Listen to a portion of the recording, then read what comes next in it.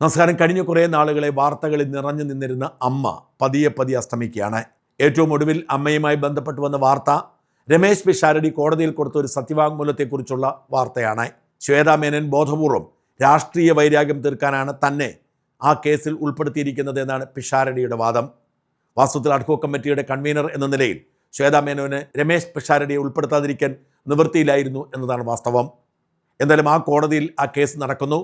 Ad hoc committee ഫലത്തിലില്ലാതായി. അമ്മയുടെ താൽക്കാലിക ഭരണം ശ്വേതാ മേനോൻ തന്നെ നടത്തുന്നു. ഇതിനിടയിൽ ഈ നാടകത്തിൽ ഏറ്റവും അധികം നാണം കെട്ടത് പൊതുവെ സൽപ്പേരുണ്ടായിരുന്ന അൻസിബ ഹസനാണ്. ദൃശ്യമെന്ന സിനിമ മലയാളികളുടെ ജീവിതത്തിൻ്റെ ഭാഗമായതുകൊണ്ട് തന്നെ അൻസിബയെയും നമുക്കൊക്കെ നന്നായി പരിചയമുണ്ട്. അൻസിബ പൊതുവെ വളരെ ബോൾഡായിട്ടുള്ള നല്ല കുട്ടിയാണ് എന്നാണ് അറിയപ്പെടുന്നത്.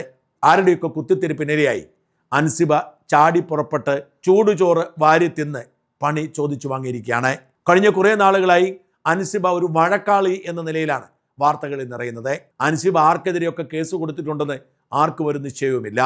എല്ലാവരെയും പാഠം പഠിപ്പിക്കും, എല്ലാവരെയും അടിയെണ്ണിക്കും എന്നൊക്കെ പറഞ്ഞ് അൻസിബ ഇടയ്ക്കിടെ സോഷ്യൽ മീഡിയയിൽ തള്ളാറുണ്ട്. പക്ഷേ ഇതുവരെ ആരും അഴിയെണ്ണിയില്ല എന്ന് മാത്രമല്ല, അൻസിബയുടെ പരാതികളിലൊന്നും കഴമ്പില്ലെന്ന് സകല സംവിധാനങ്ങളും ഒരുപോലെ പറയുന്നു. അൻസിബ ആദ്യം പരാതിപ്പെട്ടത് ടിനി ടോമിനെതിരെയാണ്. ടിനി ടോം അൻസിബയെ ജിഹാദി എന്ന് വിളിച്ച് അധിക്ഷേപിച്ചു എന്നായിരുന്നു പരാതി. അങ്ങനെ അൻസിബ കേട്ടിട്ടില്ല. അൻസിബയോട് നീനാക്കുറുപ്പ് പറഞ്ഞു എന്നതാണ് അൻസിബയുടെ കേസിന് ആധാരം.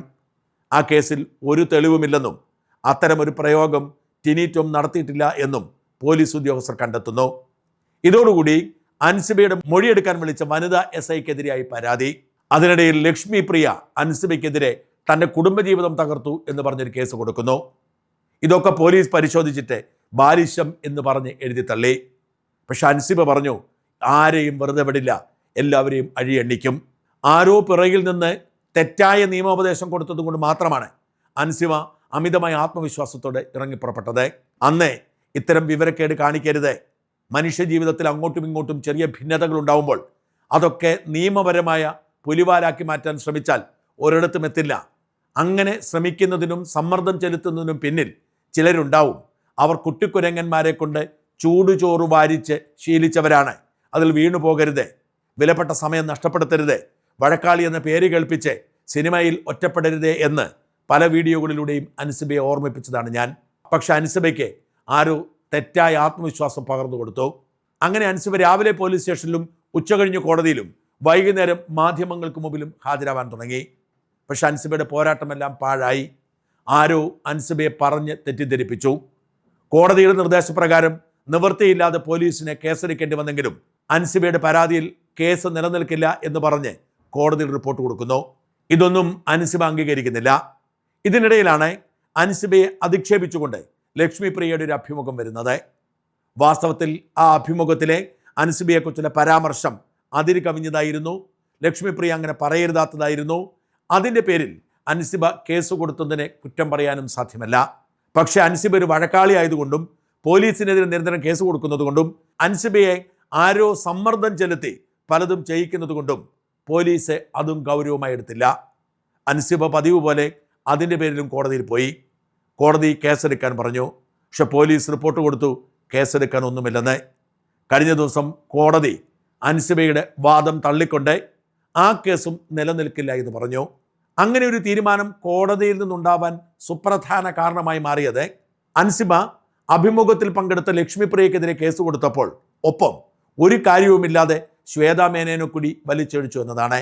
ലക്ഷ്മി പ്രിയ ഒരു യൂട്യൂബ് ചാനലിന് കൊടുത്ത അഭിമുഖത്തിൽ യാതൊരു ബന്ധവും ശ്വേതാ മേനോൻ ഇല്ലാതിരുന്നിട്ടും ആരുടെയോ വഴിപിഴച്ച ഉപദേശം മൂലം ശ്വേതാ മേനോൻ്റെ പേര് കൂട്ടിച്ചേർത്തു.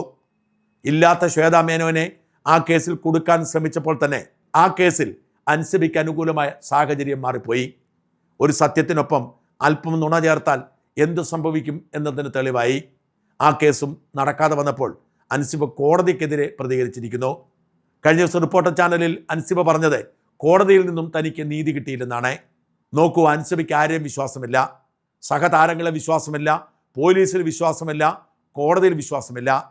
അൻസിബ കോടതിക്കെതിരെ ഇനി ഹൈക്കോടതിയിലേക്ക് പോവുകയാണ്. വാസ്തവത്തിൽ ഇതൊന്നും അൻസിബ അറിഞ്ഞുകൊണ്ട് ചെയ്യുന്നതാണെന്ന് ഞാൻ വിശ്വസിക്കുന്നില്ല. മനുഷ്യജീവിതത്തിൽ അങ്ങോട്ടും ഇങ്ങോട്ടും ഭിന്നതകളൊക്കെ പതിവാണ്. രണ്ട് സുഹൃത്തുക്കൾ തമ്മിൽ ഭിന്നിച്ചാൽ അവർ അതും ഇതൊക്കെ പറഞ്ഞെന്ന് വരും. സഹപ്രവർത്തകർ ഭിന്നിച്ചാലും അതൊക്കെ സംഭവിക്കും.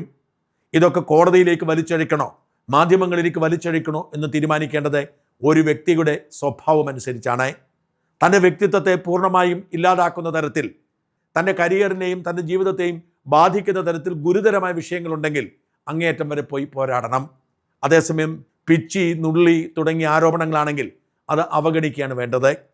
അത്തരം ആരോപണങ്ങൾ ഉന്നയിക്കുന്നവർക്കാണ് മതിപ്പ് നഷ്ടപ്പെടുന്നത്. നിരവധി പേർക്കെതിരെ കോടതിയിൽ പോയതോടെ, നിരവധി ആരോപണങ്ങൾ ഉന്നയിച്ച് മാധ്യമങ്ങൾക്ക് മുമ്പിൽ വന്നതോടെ അൻസിബ പറയുന്നത് എന്താണെന്ന് ഒരു വ്യക്തതയും മാധ്യമപ്രവർത്തകർക്ക് പോലും ഇല്ലാതായി. അതുകൊണ്ട് തന്നെ അൻസിബ എന്തെങ്കിലും പറഞ്ഞാൽ അതിന് ഗൗരവം കൊടുക്കാത്ത സാഹചര്യമുണ്ടായി. അതുകൊണ്ടാണ് അൻസിബയെ യൂട്യൂബ് ചാനലിലൂടെ ലക്ഷ്മിപ്രിയ അധിക്ഷേപിച്ചിട്ടും ആരും അതിന് പ്രാധാന്യം കൊടുക്കാതെ പോയത്. ഇപ്പോൾ നോക്കുക, അൻസിബ ചെന്നിടത്തെല്ലാം തോറ്റുപോകുന്നു. അൻസിബ ഇനിയും നിയമപോരാട്ടം തുടരുമെന്ന് പറയുമ്പോഴും അൻസിബ ഉദ്ദേശിക്കുന്ന തരത്തിൽ ഫലം കിട്ടാൻ പോകുന്നില്ല. കാരണം അത്രയ്ക്കും പ്രാധാന്യമില്ലാത്ത ഒരു വിഷയത്തെ കടിച്ചു തൂങ്ങിയാണ് ആരുടെയോ ഉപദേശം കേട്ട് അൻസിബ എടുത്തു ചാടി സ്വയം പേരുദോഷമുണ്ടാക്കിയത്. അൻസിബയെ പോലൊരു നടി എന്തിനാണ് ആരുടെയെങ്കിലുമൊക്കെ വാക്ക് കേട്ട് ഇങ്ങനെ ചുടുചോറ് വാരാൻ ഇറങ്ങിയത് എന്ന് പിടികിട്ടുന്നേയില്ല. സിനിമയിൽ ഒരു വഴക്കാളിയായാൽ അവസരങ്ങൾ നഷ്ടപ്പെടുമെന്ന് എല്ലാവർക്കും അറിയാം. അൻസിബയെ വഴിതെറ്റിക്കുന്നത് തെറ്റായ നിയമോപദേശകരാണ്. ഈ നിയമോപദേശം കൊടുക്കുന്നവർക്ക് പേരെടുക്കാൻ താല്പര്യമുണ്ടാവും. പക്ഷേ അതും പൊക്കിപ്പിടിച്ചുകൊണ്ട് അൻസിബ കോടതി കയറി ഇറങ്ങിയാൽ അൻസിബയ്ക്കാണ് നഷ്ടമുണ്ടാകുന്നത്. അൻസിബയുടെ സമയവും അൻസിബയുടെ പണവും അൻസിബയുടെ സൽപ്പേരുമാണ് നഷ്ടപ്പെടുന്നത് എന്ന് ഇനിയെങ്കിലും തിരിച്ചറിയുക. സഹപ്രവർത്തകർക്കിടയിലെ ചെറിയ സൗന്ദര്യ പിണക്കങ്ങൾ പറഞ്ഞു തീർക്കുകയല്ലാതെ മാധ്യമങ്ങളിലേക്ക് വലിച്ചഴിച്ചാൽ ഒന്നും സംഭവിക്കില്ല എന്ന് ഇനിയെങ്കിലും തിരിച്ചറിയുക. എല്ലാവരും സഹപ്രവർത്തകരാണ്. അങ്ങോട്ടും ഇങ്ങോട്ടും സൗന്ദര്യ പിണക്കമുണ്ടാവും. അതൊക്കെ പറഞ്ഞ് പരിഹരിക്കാതെ ഇങ്ങനെ പൊതുജനങ്ങൾക്കിടയിൽ വലിച്ചിട്ട് അലക്കിയാൽ സിനിമാക്കാർക്ക് മുഴുവൻ, സിനിമാ മേഖലയ്ക്ക് മുഴുവൻ നഷ്ടമുണ്ടാകുമെന്ന് തിരിച്ചറിയുക. ഇനിയെങ്കിലും അൻസിബ ഈ കുത്തിത്തിരിപ്പുകാരെ തിരിച്ചറിഞ്ഞ് അകറ്റി നിർത്തി സിനിമയെ കേന്ദ്രീകരിച്ച് ഇതുവരെ ഉണ്ടാക്കിയ സൽപ്പേര് നിലനിർത്താൻ ശ്രമിക്കുക.